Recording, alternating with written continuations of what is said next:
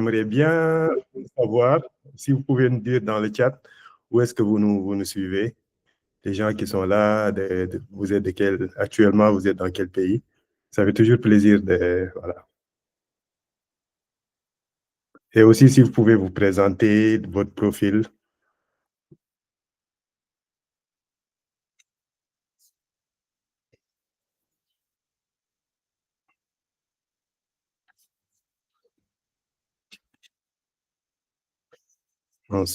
Salut Ansou. Alors,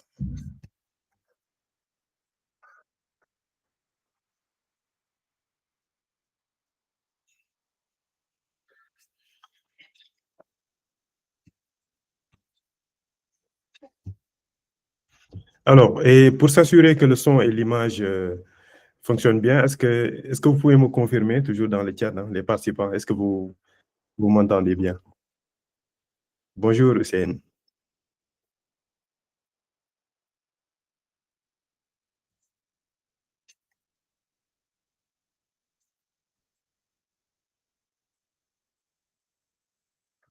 Ah, super, Nabila. Ok, super. Hussein depuis Kinshasa, Cloud Practitioner. Hello. Ah, pour l'instant, c'est les profils Cloud AWS qui sont les plus. Voilà, c'est eux qui se sont manifestés en tout cas. Les autres ont peur ou quoi? Ah, depuis le chat, Nabila a été Indiana. Ok, très intéressant. Très, très intéressant.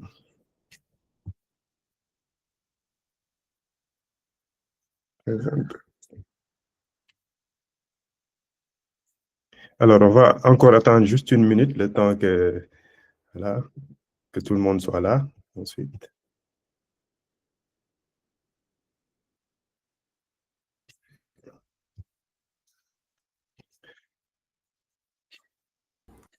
Bonjour à tous. Oui. Bonjour, Maïmouna. Bonjour. Bonjour, Amadou. Ouais. Bonjour Maïmouna. Bonjour Hassan. Bonjour Denis. Bonjour, Amadou.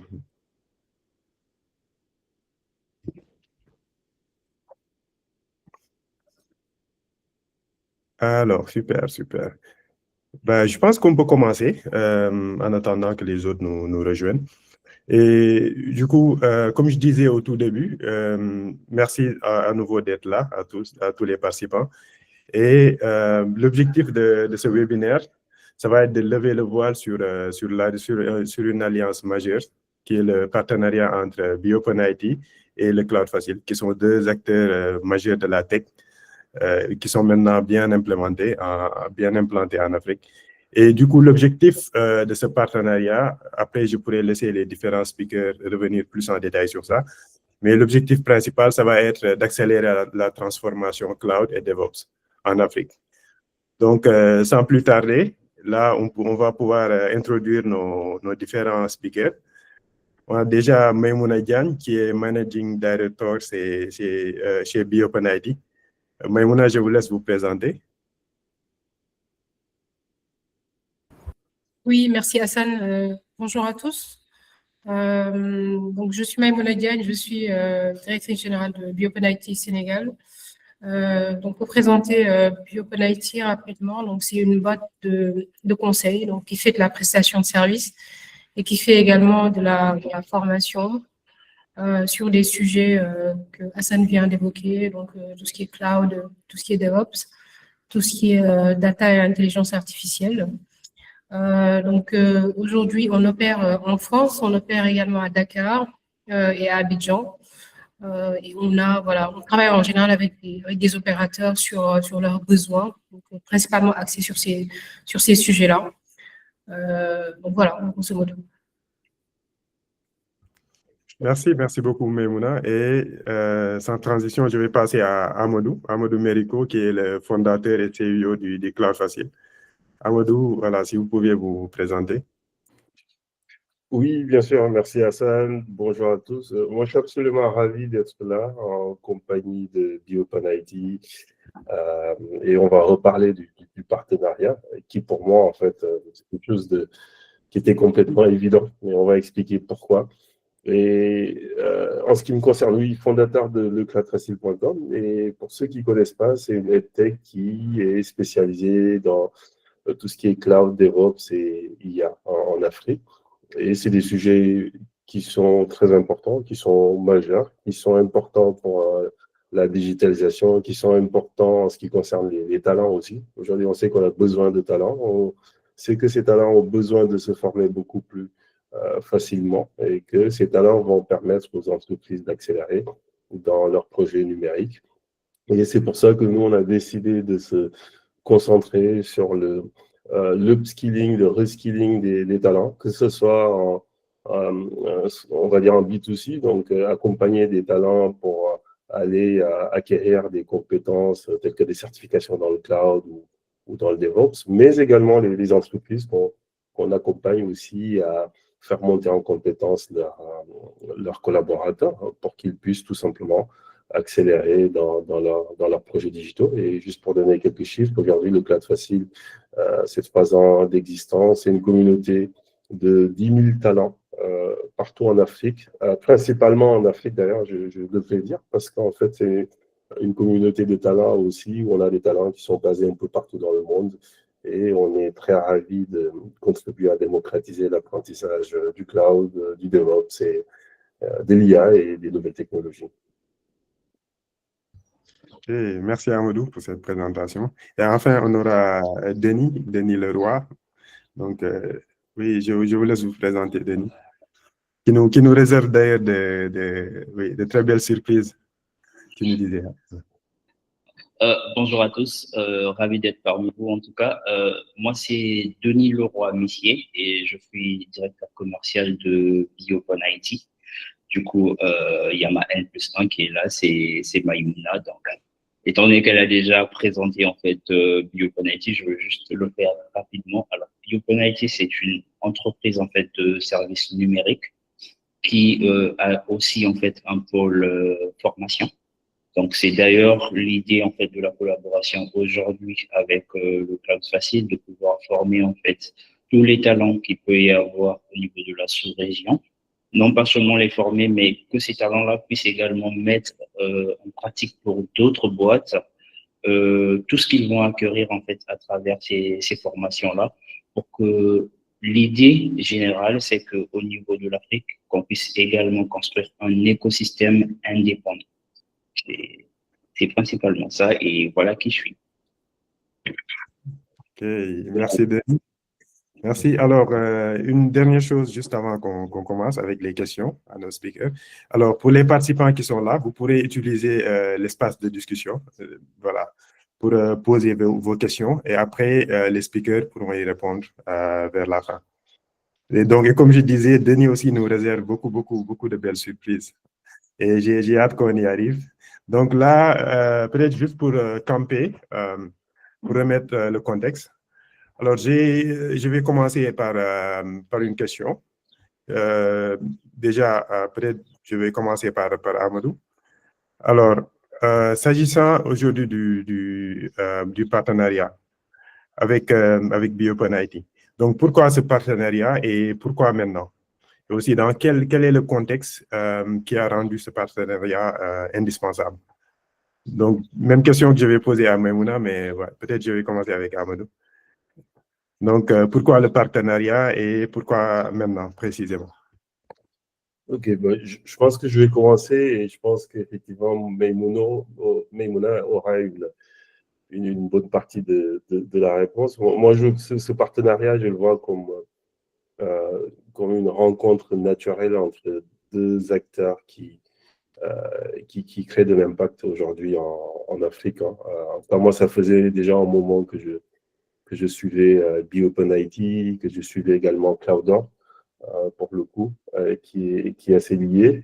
Et j'ai toujours été très admiratif de l'impact qu'ils créent et surtout de l'expertise qu'ils ont su créer autour de tout ce qui est Kubernetes, DevOps, ces technologies-là. Et puis de l'expertise aussi qu'ils apportent à tout un écosystème, que ce soit en France et au Sénégal. Et donc, lorsqu'on voit un acteur tel que BioOpenIT, finalement, on se dit, OK, il y a quand même un savoir-faire, une maîtrise technologique qui, nous, en tant qu'acteurs EdTech en Afrique, va forcément nous intéresser. Et si je prends juste quelques minutes pour parler de la vision de Leclerc Facile et de la stratégie, aujourd'hui, on dit qu'on souhaite démocratiser l'apprentissage des nouvelles technologies.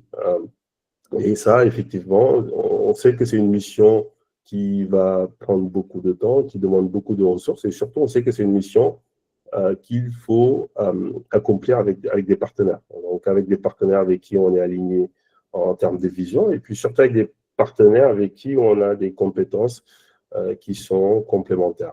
En ce qui concerne le cloudfacile.com, on s'appuie sur un réseau d'experts, de coachs, internes ou externes, qui ont déjà des expertises sur des technologies telles que AWS, sur des technologies telles que le cloud, le DevOps.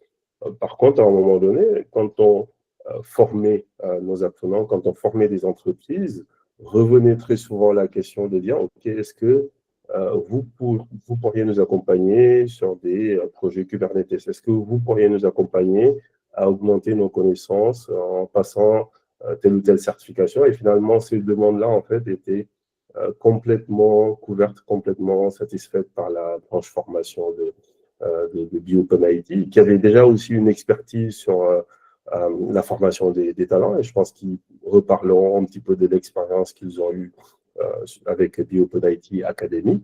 Et c'est à ce moment-là, effectivement, qu'il y a une prise de contact qui s'est faite, qui était très naturelle. Je pense qu'on aurait même pu faire encore plus tôt que ça, mais je pense que les choses viennent au bon moment. Et les discussions ont rapidement convergé vers un partenariat qui a abouti maintenant, effectivement, qu'on est en train de présenter aujourd'hui. Et ce partenariat, il va y avoir plusieurs axes qu'on aura l'occasion et l'opportunité de détailler. Mais juste pour résumer, en fait, pourquoi ce partenariat? Je pense que ce partenariat s'impose naturellement entre deux acteurs de l'écosystème africain. Quand on voit tout ce qui se passe aujourd'hui en termes de digitalisation, en termes de demande, en ce qui concerne la souveraineté numérique aussi, en ce qui concerne le niveau deal technologique, si on revient sur un écosystème beaucoup plus centré sur le Sénégal, en fait, et si on regarde le niveau deal technologique et les différents axes stratégiques qui sont détaillés dedans, et les orientations stratégiques, effectivement, il y en a beaucoup, on parle de former des talents. Et pour former des talents, il faut qu'on travaille tous dans la même direction. Et je pense qu'avec BioOpenIT, on sait qu'on pourra travailler dans la bonne direction dans ce contexte-là. OK, merci beaucoup, Amadou. Alors, je pense qu'on peut enchaîner avec Maimouna, toujours avec la même question, pourquoi ce partenariat de votre point de vue? Et voilà, pourquoi à ce moment précis? OK. Alors, donc, comme vient de le dire donc Amadou, en fait, ce partenariat, c'est aussi notre façon de répondre à un défi donc, qui est très constaté aujourd'hui en Afrique, particulièrement dans la sous-région, donc Dakar, Abidjan. C'est ce défi-là, en fait, qui fait en sorte qu'on n'a pas assez de talent, on n'a pas assez de profil, donc qui maîtrise les sujets connexes sur lesquels, par exemple, Amadou est expert aujourd'hui, ou les sujets sur lesquels on a eu à délivrer auprès de nos clients. Donc, qui fait que l'urgence, en fait, c'est de se mobiliser, donc d'unir nos forces. Donc, nous partageons la même vision. Et donc, cette vision-là, c'est d'essayer de former des talents capables de répondre aux besoins d'entreprise. Donc, ça, c'est le volet professionnel. Nous, c'est une initiative, effectivement, comme Amadou le disait tout à l'heure, qu'on a démarré donc, il y a quelques années avec BioOpenIT Academy. Donc, l'objectif de BioOpenIT Academy, c'était de réunir en fait des personnes qui sont désireuses de travailler dans le même domaine que nous, que ce soit voilà, des personnes qui sortent d'école, que ce soit des personnes qui veulent faire de la reconversion, que ce soit des personnes aussi qui ont déjà de l'expérience, mais qui veulent rejoindre la dynamique pour consolider cette idée-là. Donc, on l'a démarré il y a quelques années et ça a pas mal.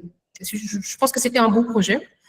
Donc aujourd'hui, on en est fiers parce qu'il y a quand même beaucoup de talents donc, qui sont sortis de ces cohortes, donc, comme on les appelle. Donc l'idée, c'était chaque année de prendre un certain nombre de personnes, de travailler avec eux, de les former et puis de leur proposer des sujets voilà, auprès des entreprises ou des projets donc, qui sont d'actualité, donc sur lesquels ils peuvent capitaliser toute la formation qu'ils ont eu à recevoir au niveau de Biopen IT Academy. Donc ça, c'était l'idée de base. Donc cette idée avec Amadou, voilà, on en a discuté effectivement et naturellement. Donc l'idée, c'était de joindre notre force donc, pour pouvoir proposer quelque chose pour tacler un peu plus. Donc la sous-région, voilà, leur proposer un peu plus peut-être une plateforme donc, qui serait ouverte à tout le monde et qui pourrait permettre justement à un certain nombre de personnes de pouvoir se former, peu importe le background derrière, et aussi de répondre à côté à un besoin accru donc, de profil donc, pour pouvoir aussi répondre aux besoins voilà, dans le cadre des entreprises. Donc, c'est ça le contexte. Le Club Facile aujourd'hui, naturellement, s'est imposé en tant que leader, j'ai envie de dire, en termes de formation, donc notamment sur du cloud. Donc, nous, on a également de l'expérience, du vécu auprès de pas mal de boîtes qu'on a eu à accompagner, avec des réalités différentes. Donc, ça, je pense que ça peut être aussi un bon point donc pour pouvoir voilà, donner le meilleur et proposer un encadrement adapté donc, par rapport à nos différentes expertises et à nos différents vécus. Donc voilà. D'accord. Merci beaucoup. Et donc, si je comprends bien, il y a ce besoin-là qui est présent, qui est en demande. Si on dit, par exemple, le partenariat, ça va concerner plus le cloud, le DevOps et voilà, les métiers qui sont liés. Donc, ça veut dire que dans le marché actuel, c'est une demande qui est de plus en plus croissante, c'est ça? Et qu'est-ce qui justifie un peu voilà, actuellement que ces métiers-là soient en haute demande selon vous? Oui. Alors, le pourquoi, en fait, ces technologies-là, elles sont assez demandées. Donc, en termes d'expertise, c'est qu'on tend beaucoup vers de la modernisation. Bon, il y a beaucoup qui ont engagé le chantier par rapport à leur souhait d'être pointu donc, sur la partie technique. Donc, le chantier de la modernisation d'infrastructures, d'applications, donc ce qui suit naturellement la façon de déployer des applications, de les sécuriser également sur ces infrastructures, la façon d'exploiter également de la donnée, donc de faire en sorte qu'elle soit valeureuse pour le business. L'IA, donc qui vient se rajouter aussi, donc font que voilà, c'est des demandes donc qui viennent très très très souvent. Voilà, dans le cadre de nos partenariats avec des boîtes aujourd'hui donc qui sont désireuses de recruter des talents donc pour pouvoir répondre à des besoins. Donc ça c'est le premier aspect. Le deuxième aspect aussi c'est que c'est l'avenir. Aujourd'hui, l'IA, par exemple, et la data, c'est l'avenir. Donc, je pense que c'est le bon moment aussi de se former là-dessus et d'avoir les compétences pour ne pas rater le train. Et c'est ce qu'aujourd'hui, on veut proposer donc dans le cadre de ce partenariat. D'accord. Merci beaucoup.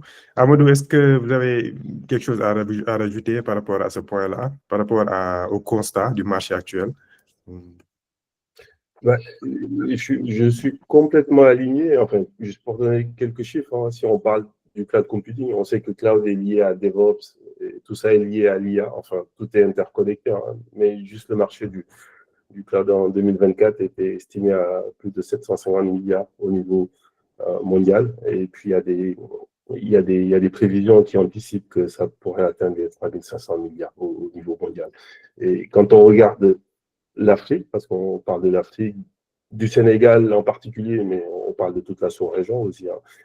L'Afrique n'est pas imperméable en fait à ces tendances-là, loin de là. Et on le voit effectivement, au niveau d'évolution des technologies. On voit l'avènement de l'IA, on voit les infrastructures aussi qui commencent à s'installer progressivement. Lorsqu'on pense au cloud, en fait, en Afrique, il y a les GAFAM aussi qui commencent à venir. Il y a des offres privées aussi pour hoster les applications tout en profitant de technologies qui permettent de gérer ces infrastructures-là de façon beaucoup plus efficace.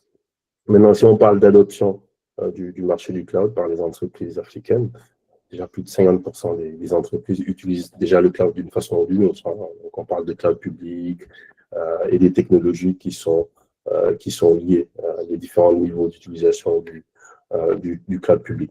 Maintenant, pour aller sur ces technologies-là, pour les opérer, pour adopter, si je puis dire, la vague de l'IA et de l'IA générative. L'IA était déjà là depuis un bon moment. L'IA générative, ça fait 2-3 ans avec l'avènement d'OpenAI que ça a explosé. On voit quand même que les besoins en talent explosent en fait, pour le coup. Des talents qui vont comprendre ces technologies-là, des talents qui vont avoir besoin de maîtriser ces technologies pour les entreprises. Si on prend l'exemple de l'IA et de la générative AI, effectivement, on sait qu'il y a un challenge.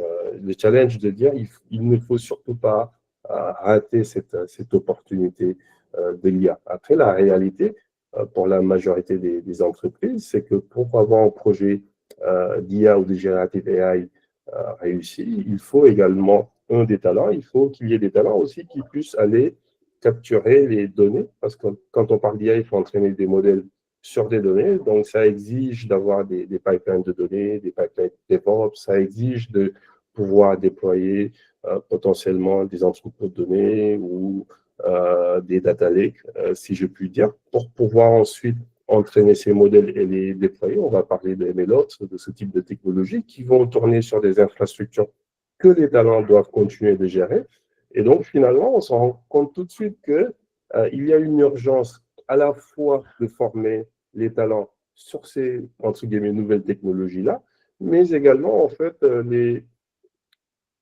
ne va pas dire anciennes technologies, mais les technologies telles que tout ce qui est DevOps, Platform Engineering, restent d'actualité, en fait, pour le coup. Et nous, c'est ce qu'on voit, en fait, en termes de besoins. On nous demande des formations sur les technologies IA, générative AI, mais en même temps, on voit que les entreprises ont toujours besoin, voire même encore plus, de profils qui savent gérer les infrastructures, qui savent gérer la résilience de leur infrastructure pour permettre au business de scaler et de pouvoir atteindre d'autres opportunités. Donc, tout cela pour dire qu'on est complètement aligné. C'est vraiment la vision qu'on a. On pense que ça va s'accélérer. On pense même que le gros challenge qu'on aura, ça va être entre guillemets, le bottleneck sur les talents.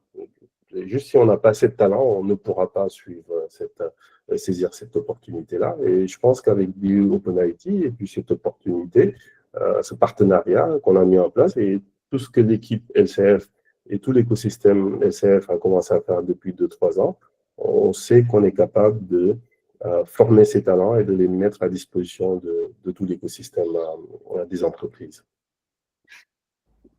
Okay. Bah, merci à Maïmouna et à Amadou pour cette vision très, très inspirante. Et maintenant, je pense que nous comprenons le pourquoi et aussi la direction. Pourquoi ces formations spécifiques au niveau pour le cloud, le DevOps, en quoi c'est pertinent. Maintenant, je vous propose juste qu'on se plonge sur le comment. Oui, Maïmouna, allez-y. En fait, je voulais juste rajouter un dernier point, c'est que donc là, on a parlé effectivement donc, de la formation des talents, mais il y a un point important aussi, c'est-à-dire qu'aujourd'hui, tous les projets cloud, les projets de delivery ou d'autres sujets dont on a parlé, commencent généralement par la phase d'acculturation, très souvent. Parce qu'il y arrive que parfois, on veut étendre vers certaines technologies, mais tant que ces technologies ne sont pas bien, on va dire, comprises en interne sur des aspects stratégiques, sur des aspects business, tant au niveau managérial d'ailleurs qu'au niveau technique, on arrive difficilement en fait à atteindre les objectifs. Donc, ça passe toujours par cette phase-là d'acculturation et de formation qui permettront aux entreprises de comprendre un peu mieux le pourquoi du comment. Donc, ces formations-là, elles leur sont destinées. Quel est l'intérêt, qu'est-ce qu'ils y gagnent, etc., etc. Donc, ça aussi, c'est un point important et nous, notre vécu l'a témoigné. Pratiquement tous nos projets auprès des entreprises, surtout en Afrique, ont fortement démarré par une phase de formation, déjà dans un premier temps. Donc, ça aussi, c'est un objet, c'est un point important dans le cadre de ce partenariat-là. Donc, pour faire bénéficier aussi aux entreprises l'aspect stratégique, d'abord par les formations et puis derrière de pouvoir délivrer. Ok, bah, merci beaucoup Maïmouna. Et super, ça va me permettre justement d'aller sur... C'est une excellente transition sur la partie où on va voir les différents axes du partenariat. Donc, si je comprends bien les 4 axes majeurs du partenariat, comme le disait Maïmouna, il y a un des axes qui est très important, qui est la formation et la certification. Ensuite, la co-construction des parcours métiers. Et un 3e axe sur les talents et recrutement. Et un 4e axe sur l'accompagnement et le conseil. Donc, on aura l'occasion de discuter des différents points un peu plus en détail. Je vais mettre déjà les axes dans le chat pour que vous les ayez en visu. Donc, voilà, pour les 4 axes. Donc, du coup, juste pour un peu deep dive dans ce premier et le 2e axe, qui sont la formation, la certification et les parcours métiers. Donc, la question va être comment ce partenariat, toujours BioPenIT plus de Cloud Facile, concrètement, comment il révolutionne l'approche de la montée en compétences des profils Cloud et DevOps pour les professionnels africains par rapport à ce que vous faisiez chacun de votre côté. Donc, je ne sais pas si vous avez besoin que je répète la question ou est-ce que c'est bon? Okay. Donc, c'est libre, hein? Je vous laisse vous lancer, Maïmouna ou Amadou qui veut répondre à ces questions. Je peux démarrer si tu veux. Bon, je me lance, Maïmouna, et tu... Voilà. Ok, d'accord. C'est une excellente question et je pense vraiment qu'on a commencé à y répondre depuis le début de ce webinaire. Donc, quand on dit comment ce partenariat entre BioPenIT et LCF révolutionne l'approche, c'est ça, hein, de la montée en compétences cloud et DevOps. Je pense qu'on a une boîte qui est très experte sur les technologies Kubernetes et DevOps, en l'occurrence BioPenIT, pas que, ils sont aussi dans la digitalisation, ils sont également dans l'accompagnement des entreprises. Et puis, on a une entreprise, une EdTech, qui est très spécialisée sur tout ce qui est apprentissage par différentes méthodes.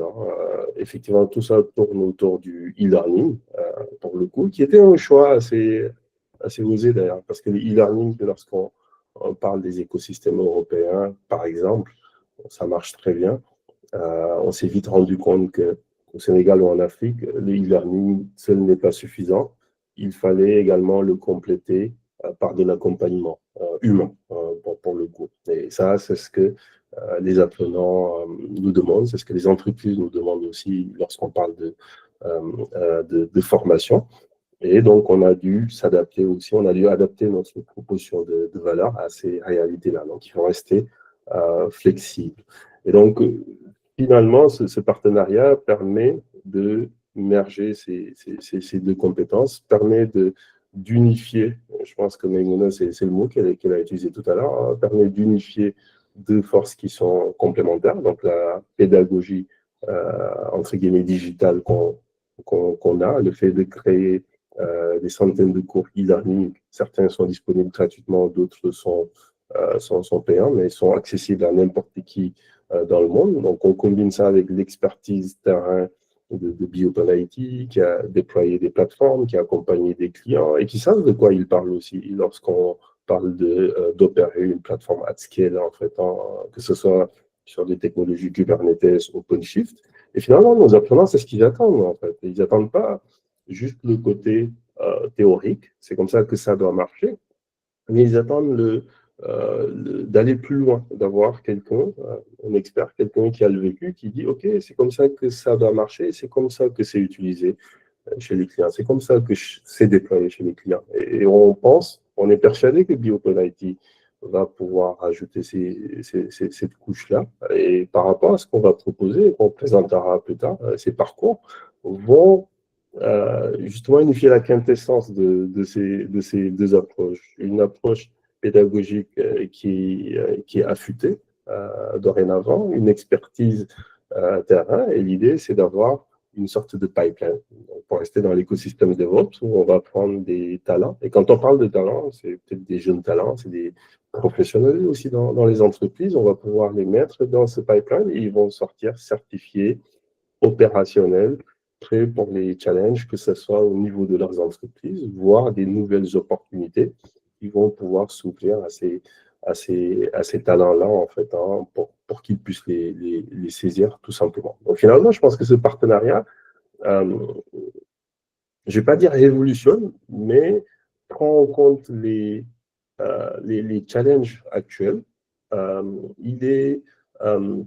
Il prend en compte les impératifs qu'on a, les nouvelles technologies aussi. Aujourd'hui, quand on veut se former, quand on veut s'accompagner sur ces nouvelles technologies, il n'y a pas énormément d'acteurs, pour le coup, au Sénégal, qui sont capables d'accompagner, de former, d'accompagner sur des technologies telles que Kubernetes, Platform Engineering.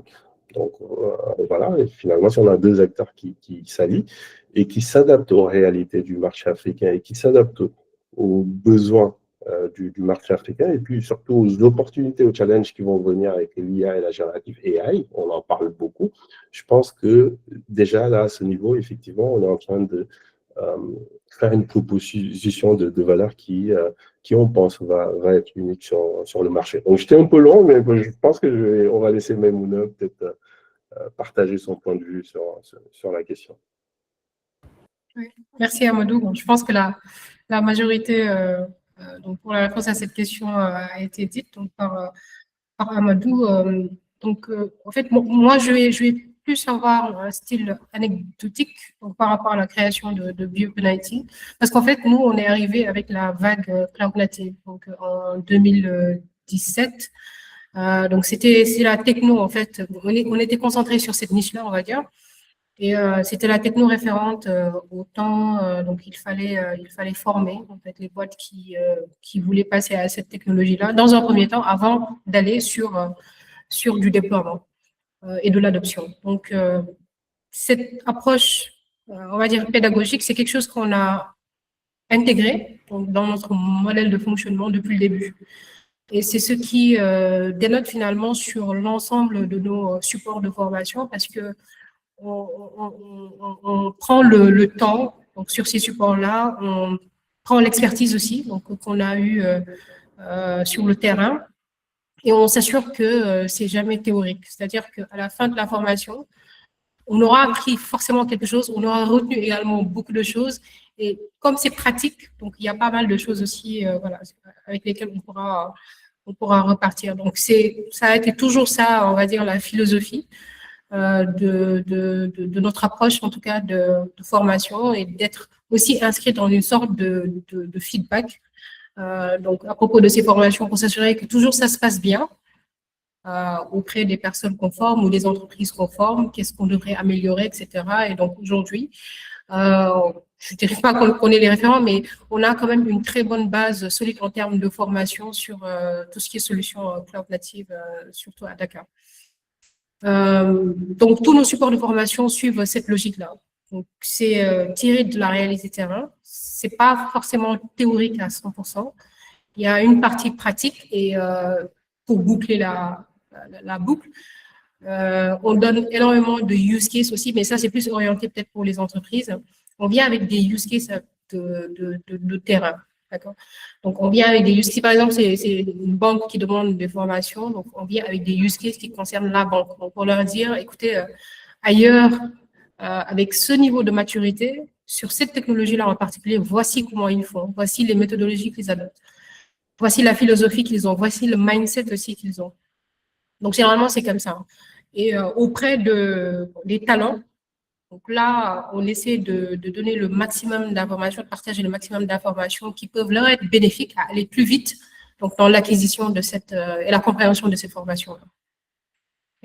Aujourd'hui, c'est exactement le même modèle sur lequel on est branché avec Amadou, donc qui, voilà, avec son équipe, a également énormément de réalité terrain, étant donné qu'ils viennent même leur expérience vient même du provider, donc AWS, donc ce qui fait que voilà, combiné ensemble, ça peut faire quelque chose d'intéressant, ça peut rendre quelque chose de très intéressant.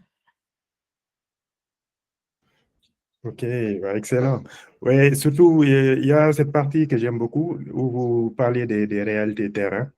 Donc, Maïmouna. Alors, par exemple, pour moi, ça montre un peu la pertinence d'une entreprise qui est locale, qui se forme avec des acteurs, des formateurs qui sont locaux, qui comprennent les enjeux locaux. Donc, c'est vraiment cette partie-là, en fait. Peut-être, je ne sais pas si vous avez une anecdote plus spécifique par rapport à ça. Parce que souvent aussi, il y a ce défi-là par rapport aux formations. Souvent, comme vous dites, hein, on peut voir des choses qui sont shiny, qui sont dans l'air du temps et tout. Mais par rapport au marché local, on se rend compte que le fait de les implémenter sur le marché local, ça pose problème. Et vous avez expliqué que votre expertise par rapport à ça, par exemple, notamment sur Kubernetes et des choses comme ça, on sait que voilà, il peut y avoir un défi d'adapter en fait, ces formations au marché local. Donc, est-ce que vous avez déjà eu des blocages ou des contraintes à ce niveau-là par rapport voilà, aux gens que vous avez eu à former sur ça? Quand on connaît sur le thème de Kubernetes, peut-être je vais vous prendre exemple sur ça parce que Kubernetes, en fait, c'est arrivé avec une nouvelle façon de faire, donc une nouvelle plateforme avec une nouvelle façon de déployer des applications et de consommer aussi de l'infrastructure. Donc, on a rencontré effectivement pas mal de défis sur cette technologie-là autant. Aujourd'hui, je pense que c'est quand même pas mal démystifié auprès des entreprises, mais le défi majeur qu'on avait, en fait, c'est le changement de mentalité. Parce que autant au niveau infrastructure, donc au niveau opérationnel, l'idée, c'était de gérer, si c'est par exemple sur le cloud, donc des VM, à part entière, de déployer dessus, de faire le maintien en conditions opérationnelles dessus. Donc, avec Kubernetes, ça a énormément changé. Donc, là, on parle plus de VM, mais on parle de cluster. Donc, ça a été un changement, en fait, qu'il a fallu apporter aux opérationnels pour qu'ils comprennent un peu plus les enjeux, en fait, d'utilisation de cette plateforme. Même la façon de déployer des applications aussi, elle change complètement la donne, donc sur les environnements Kubernetes. La façon aussi de sécuriser l'infrastructure de Kubernetes, donc nécessite d'avoir déjà les compétences dessus, et puis derrière de connaître les tenants et les aboutissants donc sur cette technologie-là. Et par expérience, les équipes qui étaient, on va dire, les plus réfractaires par rapport à l'exploitation de cette solution ont historiquement été donc les équipes sécurité et les équipes réseau, parce que c'est là où vraiment, on va dire, la philosophie et la façon de gérer cet écosystème a énormément changé. Donc, il a fallu faire beaucoup plus d'efforts, on va dire, envers ces équipes-là pour bien leur faire comprendre de quoi on parle et voilà, quelles sont les nouvelles méthodes pour gérer le réseau dans un environnement Kubernetes, donc qui est très différent de ce qui est traditionnel. Même chose également pour la sécurité. Donc, de façon générale, la sécurité, elle est toujours réfractaire. Donc là, encore plus sur une nouvelle façon de travailler, donc sur ces environnements Kubernetes. Donc ça aussi, ça a été un challenge.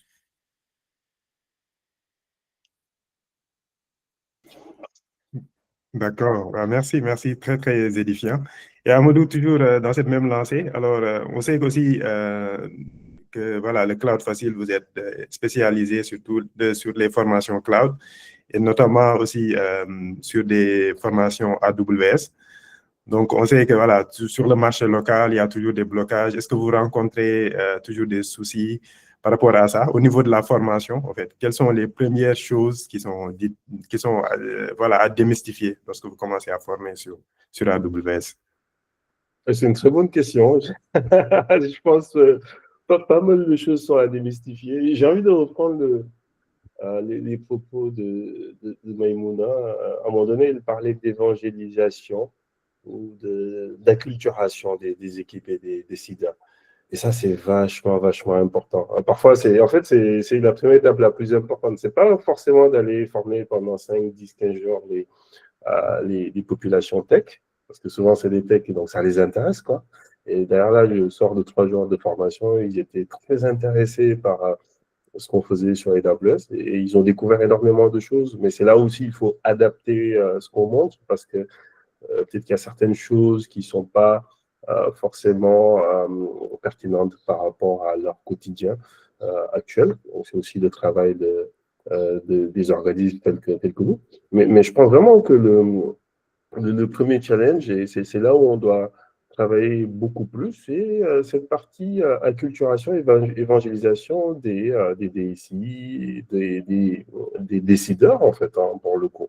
Parce que finalement, les choses passent par eux.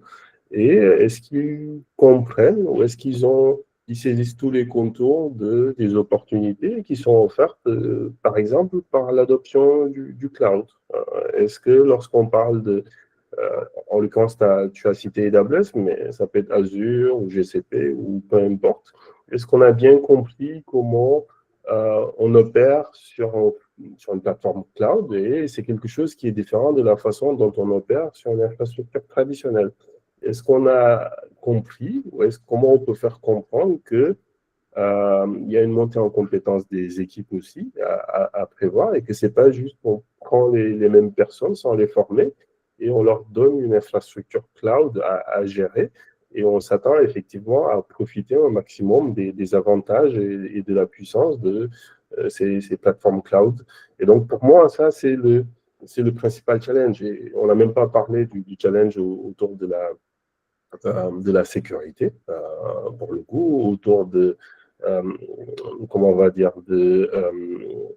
j'ai oublié le terme, on parle beaucoup de la souveraineté, voilà, qui est assez lié, qui est un vrai sujet qu'il ne faut pas cacher, ou plutôt qu'il faut adresser et expliquer, en fait. Et aujourd'hui, moi, par exemple, j'ai souvent le challenge, quand on parle de AWS ou du cloud AWS, les gens pensent que c'est pas sécure, ou quand on met les données, on ne sait pas où c'est, en fait, hein, et que c'est pas surveillé, on n'a pas de moyens de contrôler, etc., etc. Et ça, souvent, effectivement, il y a un vernis qu'ils n'ont pas. Et si on ne travaille pas au niveau des décideurs pour leur expliquer ce que c'est, ce que ça leur permet de faire, et qu'ils puissent prendre une décision éclairée. On ne dit pas qu'effectivement, il faut absolument y aller, mais au moins qu'ils aient toutes les billes, toutes les informations pour dire, en effet, ce que je pensais, ce n'était pas exactement ça. Maintenant que j'ai toutes les billes, est-ce que j'y vais?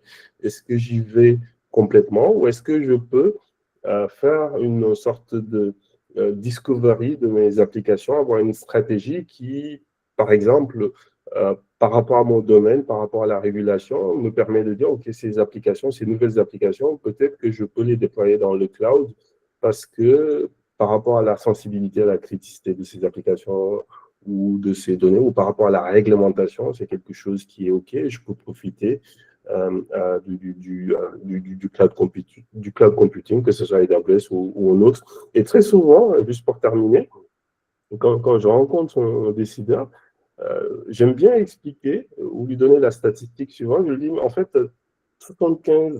plus de 75% des entreprises du CAC 40 en France tournent sur le cloud, AWS en l'occurrence, hein, pour le coup. Plus de 90% des startups utilisent le cloud computing, et ils ont de réelles exigences en termes de localisation des données, de protection des données, de sécurité, mais ils profitent effectivement de l'innovation du cloud, et ils sont conscients de ce qu'ils font.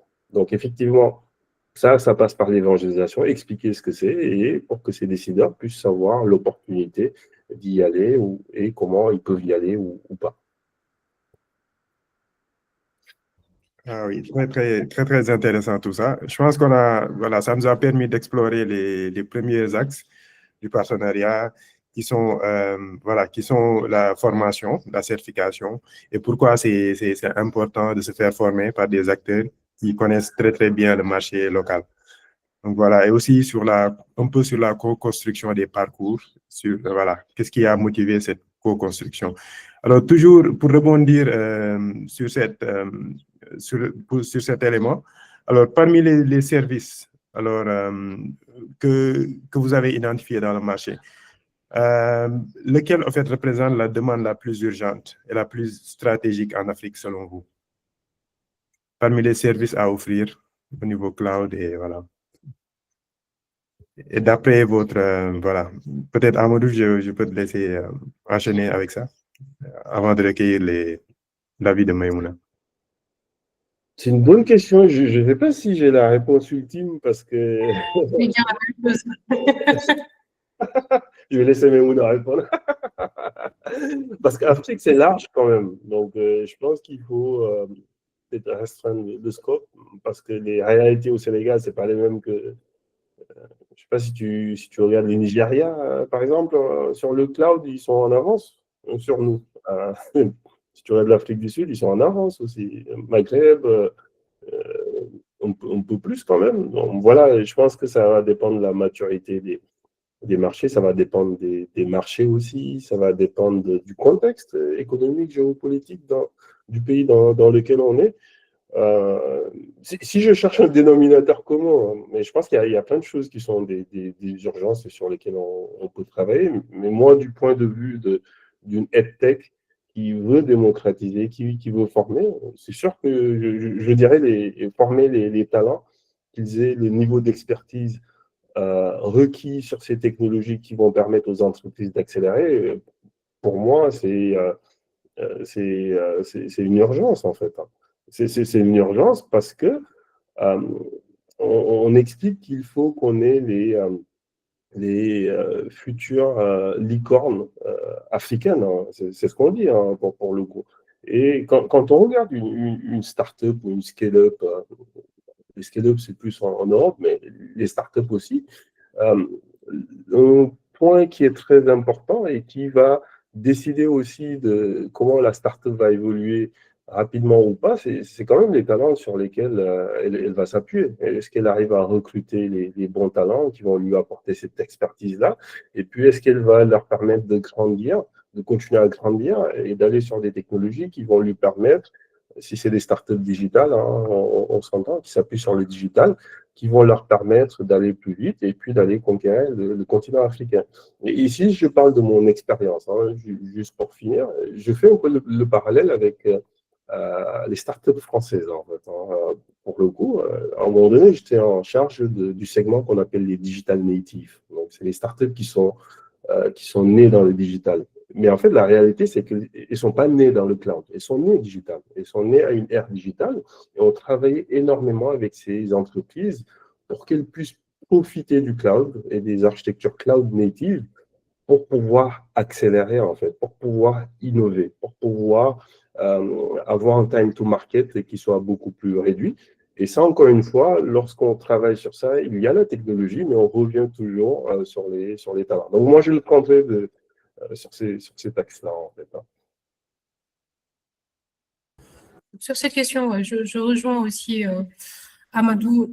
Donc, quand il disait que ça dépend énormément. Ça dépend du contexte, ça dépend de l'entreprise, ça dépend aussi de la localisation. Parce qu'en fait, si on prend des besoins donc, qui viennent plus de l'Europe, par exemple, bon, ils sont assez avancés par rapport à l'Afrique sur énormément de sujets. Donc, là, aujourd'hui, il y a des sujets qui sont pleinement démystifiés, comme la gestion de l'infrastructure. Donc, quand on va sur le cloud et la façon aussi de déployer les applications de façon continue, aujourd'hui, ce sont des chantiers que certaines boîtes viennent de démarrer ici. Donc, ils tendent à commencer à moderniser leur infra, donc pour être un peu plus compétitif, peut-être, si je prends par exemple dans le cas du secteur bancaire, pour être beaucoup plus compétitif, pour offrir une meilleure expérience utilisateur aussi. Donc, derrière, voilà, il faut que la technologie elle suive. Donc, il y a pas mal on va dire, de boîtes dans le secteur bancaire aussi, donc qui essaient de rattraper le train. Donc, ça dépend de là où on se trouve. Donc, si je prends le cadre de l'Europe, par exemple, bon, par rapport aux demandes qu'on a ou par rapport aux missions qu'on est en train de réaliser sur place, il y a beaucoup d'automatisation en fait qui est déjà opérée. Donc, sur de l'infrastructure, donc c'est démystifié, c'est quelque chose qui est déjà éprouvé. Sur des sujets de déploiement également, je pense qu'il y a pas mal de choix qui se sont effectués. durant ces 5 dernières années par rapport aux solutions qui se sont présentées sur le marché. Donc ça aussi, c'est pas mal éprouvé. Après, ce qui reste, c'est plus de faire du MCO dessus. Mais pour pas mal de boîtes aujourd'hui, les solutions, elles sont déjà retenues, utilisées et éprouvées. Par contre, il y a un sujet qui revient assez souvent, donc c'est plus par rapport à du platform engineering, par exemple. Donc, c'est plus des opérationnels qui comprennent très bien la dynamique voilà, de gestion d'une infrastructure et également comment opérationnaliser, exploiter donc, ces infrastructures-là. Donc, sur le plan, sur des aspects de monitoring, par exemple, sur des aspects d'observabilité, qui est un point qui est super important. Et je trouve que il n'y a pas beaucoup de boîtes, on va dire, qui sont très, très, très poussées sur ces sujets-là d'observabilité. En tout cas, quand on veut qu'elles soient plus ou moins automatisées, il y a encore du chantier, donc il y a encore du boulot de ce niveau-là. Donc, il y a des demandes encore qui proviennent de ce type d'activité. Donc, du platform engineering, du SRI aussi, qui rejoint la même dynamique. Donc, être des exploitants qui sont assez éprouvés sur la partie applicative, sur la partie infrastructure. Donc, ça également, voilà, c'est souvent des choses qui reviennent. Maintenant, à part ces deux catégories, bon, là, je n'ai pas parlé de la sécurité, bien évidemment.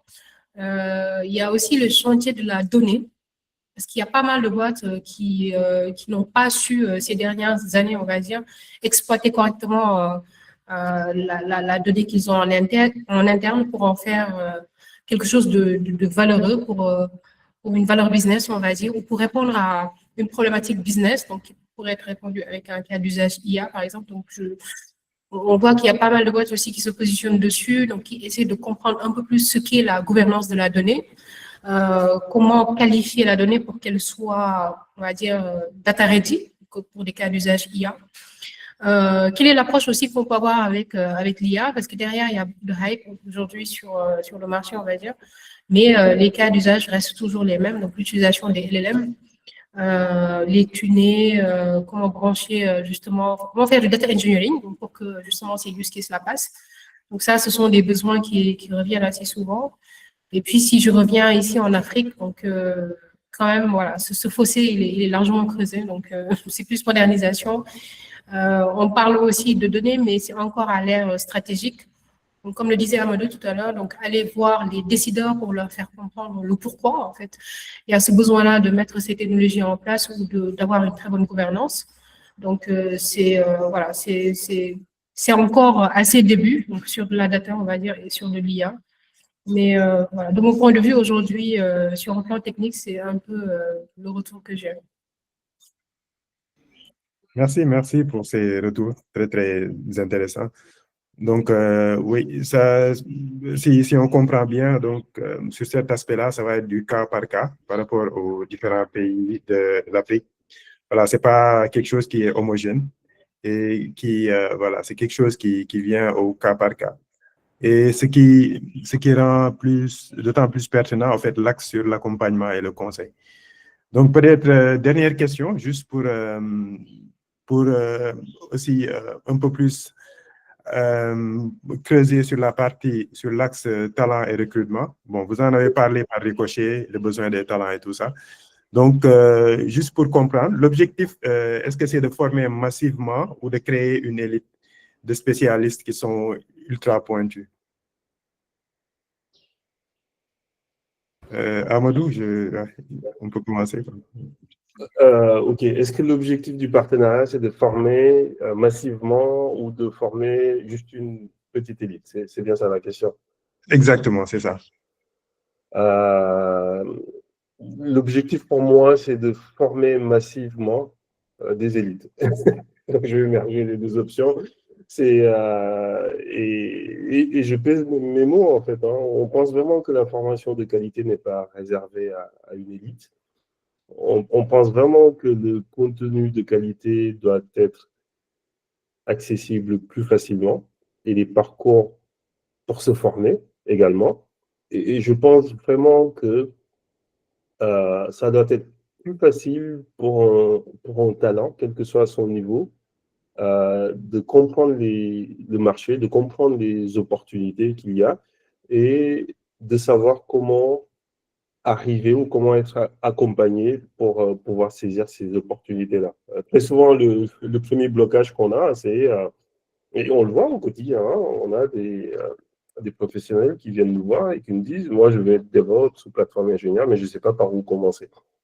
Donc, c'est déjà ça le premier point. Ils ne savent pas par où commencer. Ou ils nous disent, je suis développeur, mais moi, j'ai toujours compris que je ne peux pas aller faire du DevOps, ou inversement. Et donc, il y a déjà, encore une fois, on retrouve ce côté évangélisation, hein, pour le coup, et peut-être conseil. Mais une fois qu'on a passé cette barrière, l'idée, c'est, avec BioPonaIT, qui est un partenaire, avec tous nos partenaires, comment on peut mettre en place ces pipelines de talents qui vont permettre de former massivement des talents qui vont pouvoir opérer, en tout cas être formés sur ces technologies-là. Et quand je parle de technologie, la technologie n'a pas de frontières aujourd'hui, hein, encore plus aujourd'hui, hein, pour le coup. Si on parle de Kubernetes, aujourd'hui, il y a des entreprises qui font du Kubernetes partout dans le monde.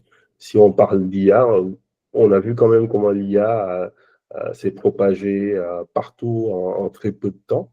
Effectivement, à des niveaux d'usage et des cas d'usage qui sont forcément hétérogènes, parce que quand on regarde les entreprises en Europe, ils avaient déjà cette maturité, ils avaient déjà implémenté des data lakes, des data warehouse, ils avaient du data engineering, ils étaient déjà matures, ils avaient en quelque sorte le contrôle sur leurs données, pour le coup, qu'ils utilisaient déjà. Et peut-être en Afrique, au Sénégal, très souvent, on a les entreprises qui ont sauté directement vers l'utilisation IA, mais qui se rendent compte que pour que les cas d'usage IA et les modèles IA puissent s'appuyer sur leurs données, leurs propres données, il faut qu'ils puissent collecter et maîtriser leurs données et ensuite mettre en place des pipelines d'entraînement de modèles qui soient entraînés sur leurs propres données. Et donc là, se pose aussi l'autre question de, OK, où est-ce que je sauvegarde toutes ces données? Il faut les stocker quelque part. Il faut une infrastructure pour ça. Et là, le cloud peut revenir, le DevOps, tout ça. Et donc, pour revenir à la question, hein, quand je dis on veut former massivement des talents à l'IA, au DevOps, au platform engineering, au cloud. Et en ce sens, en fait, on va mettre en place ce type de pipeline, on va faire appel à tous les experts pour cela, et puis on va continuer à travailler sur des programmes qui vont partir des besoins. Et ça, c'est vachement important. Chez Amazon, ils disent walking backwards. C'est vraiment ne pas dire, OK, on va former sur telle technologie parce qu'on pense que c'est bien pour le marché, mais plutôt de dire, OK, on voit, ou en tout cas, on comprend le besoin des entreprises, là où il y a des pain points, là où il leur manque des talents. C'est très compliqué d'avoir les talents qui sont spécialisés dans ça, pour le coup, en volume ou peut-être en petite quantité, quoi, spécialisée. Mais comment on peut travailler en partant de ces entreprises et de ces besoins pour mettre en place ces programmes, ces pipelines, pour être sûr que quelqu'un qui entre, effectivement, il sort et puis très rapidement, il va avoir 10, 15, 100 entreprises qui vont lui sauter dessus parce que c'est exactement le talent qu'ils attendaient depuis un moment. Merci beaucoup, Amadou. Et Maimouna, Oui, je pense que la réponse de Amadou est pas mal exhaustive. Donc c'est ça, hein, l'idée, c'est de former en masse. Nous, en tout cas, c'était notre objectif, donc avec le BioPen IT Academy, donc avec les moyens évidemment qu'on avait, parce qu'on sait que tout ce qui est formation aussi, ça peut coûter cher en ressources. Donc ça, il faut l'avoir à l'esprit. Donc du coup, c'était également notre volonté. Donc de former en masse, de faire profiter justement des compétences et des vécus qu'on a aux sorties d'école, comme je disais tout à l'heure aussi, aux personnes qui veulent faire de la reconversion, donc pour que le Sénégal, on va dire la sous-région, ou en tout cas la communauté qui fait partie du Cloud Facile et qui prend également des formations dans le cadre de ce partenariat-là, puisse que ça leur puisse être bénéfique et qu'ils puissent l'utiliser à bon escient donc dans leur parcours professionnel. Donc on target vraiment le maximum donc 2 personnes aujourd'hui qui veulent avoir cette vision d'avenir, donc que nous, on partage entre nous. Donc, du coup, c'est ça. Merci, merci. Comment dire, en tout cas, c'est très clair. Merci beaucoup. Et juste avant de passer la parole à Denis pour qu'il nous présente les surprises qu'il a pour nous. Donc, je pense que voilà, ça va être la première phase de ce partenariat, ce que Denis va présenter. Je vais le laisser juste après présenter. Juste savoir, avec Amadou ou Maïmouna, si vous aviez des choses à rajouter, des choses voilà, qu'on n'a pas évoquées et sur lesquelles vous vouliez revenir avant de passer la parole à Denis. Ou c'est tout bon pour vous?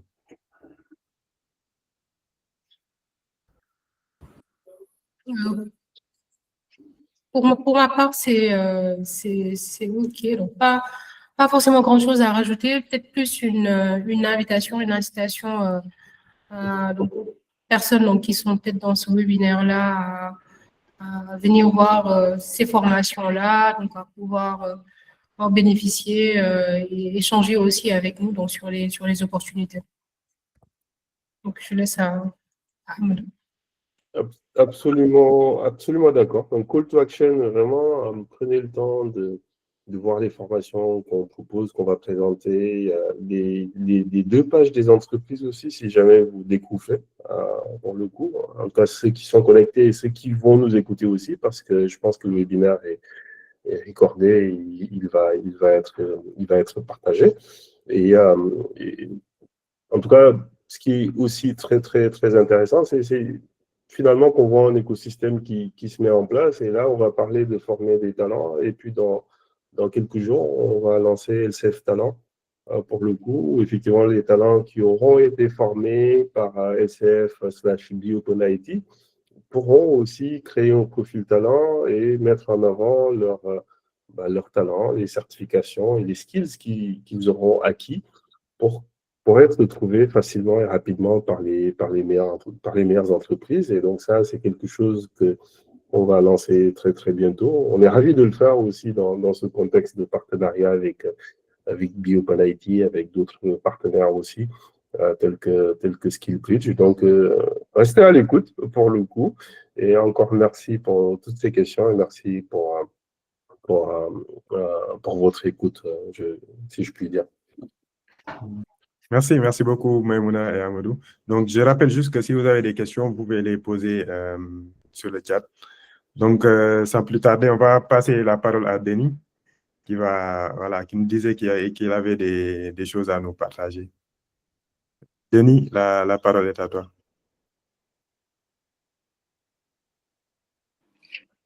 Oui, rebonjour tout le monde. Merci à Maïmouna et à Amadou en fait pour nous avoir éclairé en fait sur le but de cette collaboration. Donc du coup là l'idée c'est que je puisse simplement partager à tout le monde ce sur quoi on a travaillé du côté de BioPonaIT et également du côté de le Cloud Facile.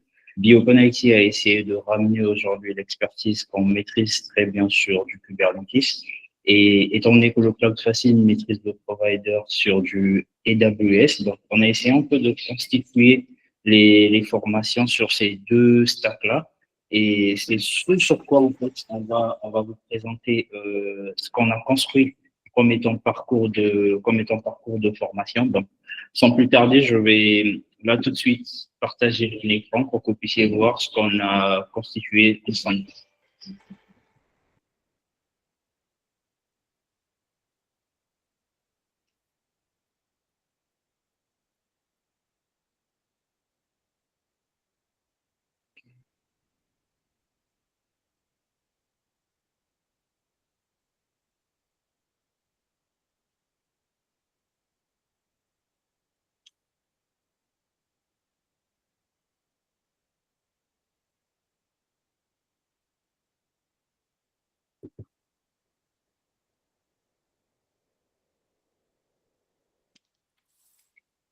Du coup, est-ce que tout le monde arrive à voir mon écran?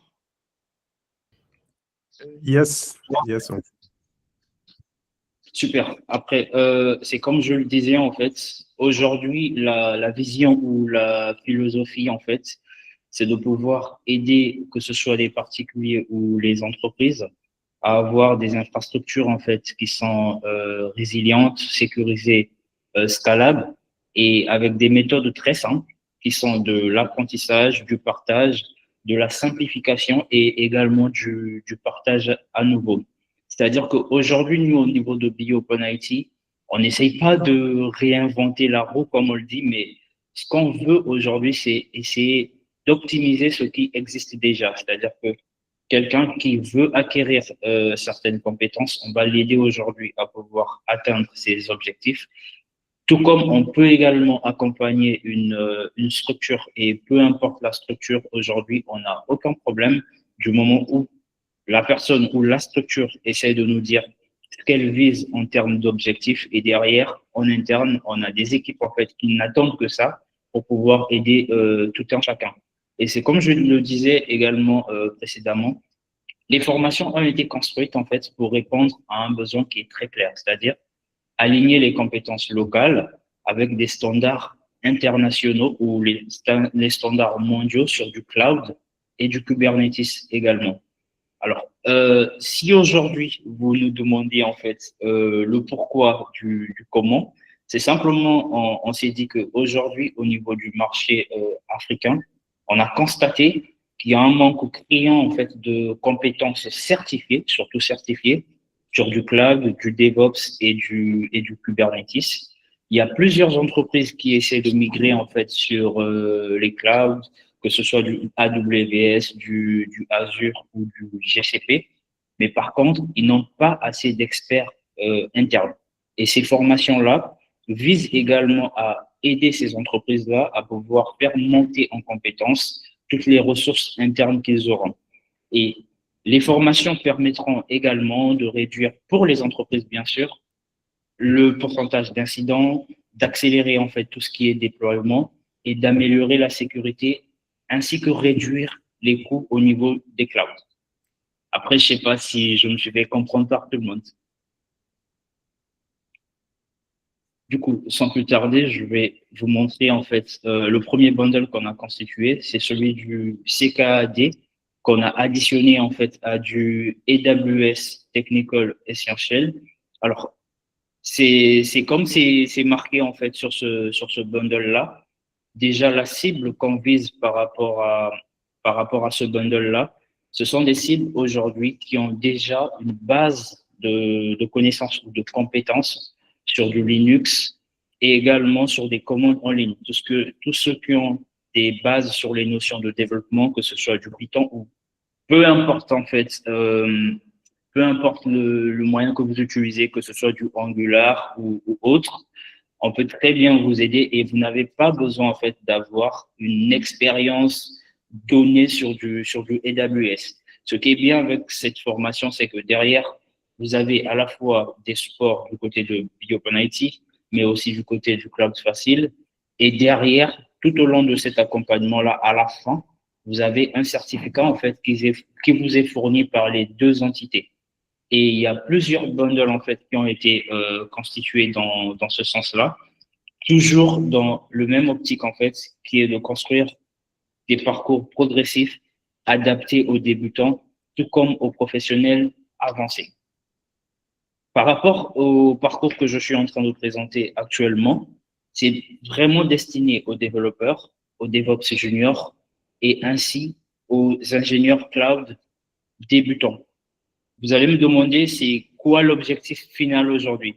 C'est pour que ces profils-là soient capables, en fait, de déployer des applications Kubernetes sur du AWS, comprendre les services essentiels et progresser pour pouvoir avoir une certification CKAD.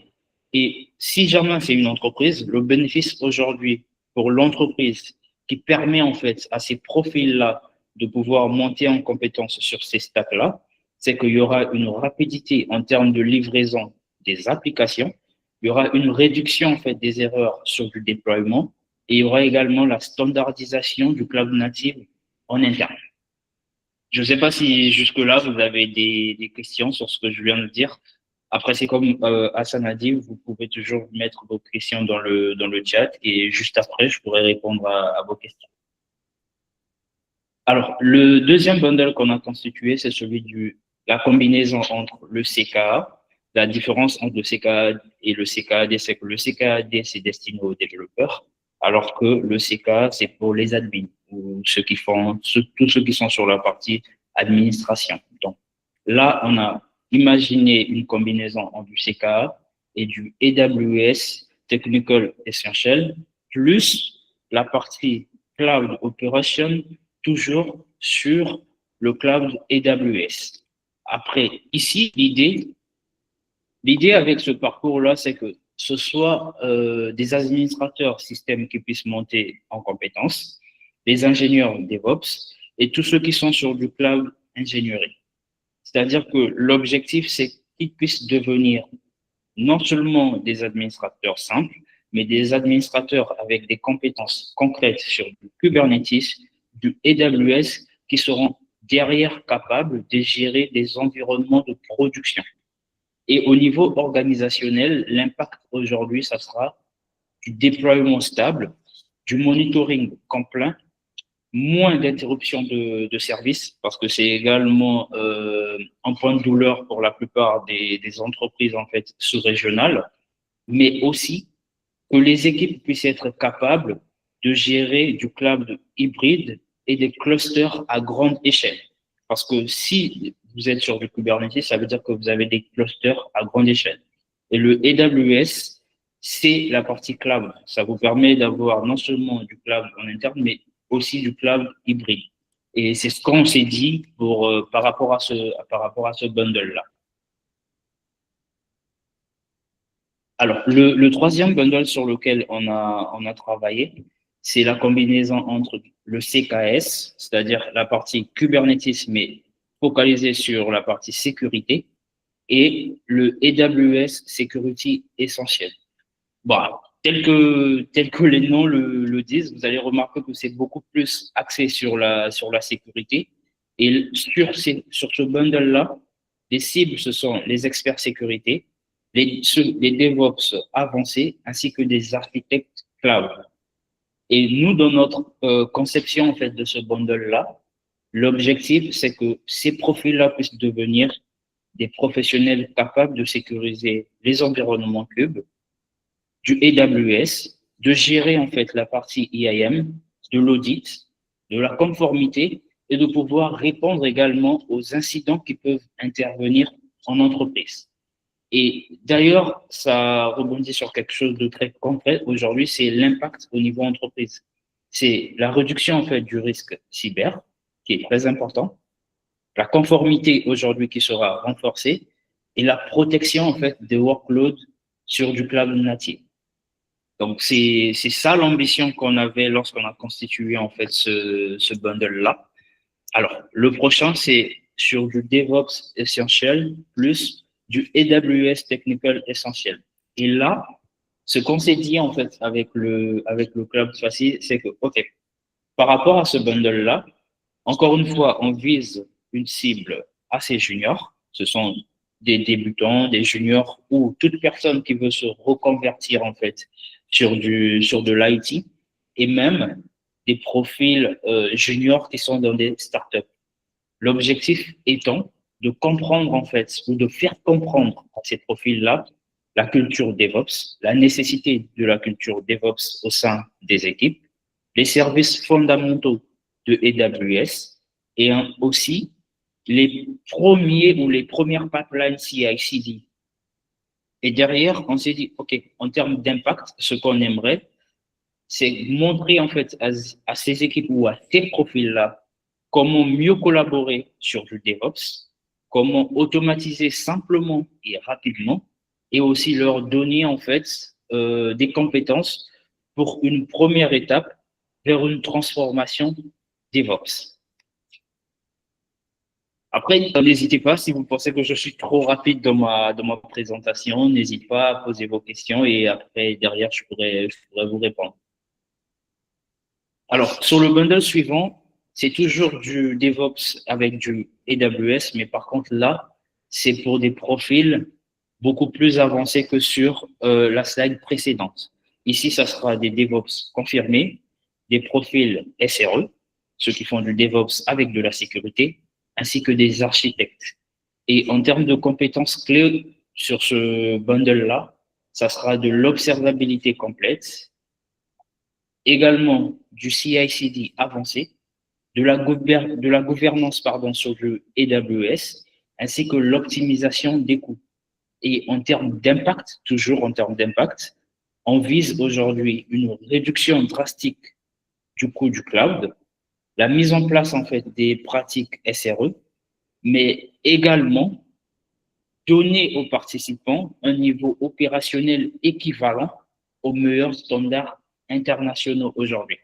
Et c'était le dernier bundle qu'on a constitué en fait ensemble avec le Cloud Facile.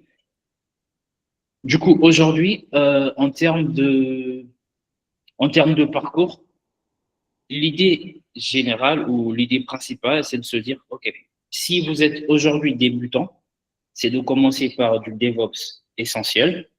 Si vous voulez développer des applications, c'est de partir sur du CKAD. Par contre, pour quelqu'un qui veut gérer des clusters, ça sera du CKA. Et pour une autre personne qui veut sécuriser en fait ces environnements-là, ça sera beaucoup plus du CKS. Et si jamais vous voulez monter toute une équipe complète sur du DevOps, vous allez beaucoup plus vous orienter sur du DevOps avancé.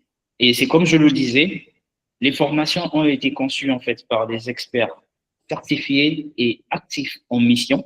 Ça rejoint en fait ce que Amadou et Maïmouna disaient précédemment, c'est que ce ne sont pas juste des formations pour donner de la théorie, mais non, c'est beaucoup plus de la pratique au vu de ce qui se fait actuellement sur le terrain. Donc, vous avez une partie pratique, mais aussi la partie vécue. Et c'est beaucoup plus le vécu qu'on mettra en avant pour tout ce qui sera des labs, de l'accompagnement. Parce qu'on s'est dit, OK, la plupart des formations qu'on a eu à voir au niveau sous-régional, ce sont beaucoup plus des formations qui sont axées sur de la théorie. Et nous, on voulait combiner à la fois de la théorie, mais également du vécu sur le terrain. Et c'est en partant en fait de cette problématique-là qu'on a constitué aujourd'hui ces bundles-là pour pouvoir former en fait tout un écosystème au niveau de la sous-région. Voilà un peu de ce qu'on a fait au niveau des bundles. Après, si vous avez des questions, n'hésitez surtout pas. Merci.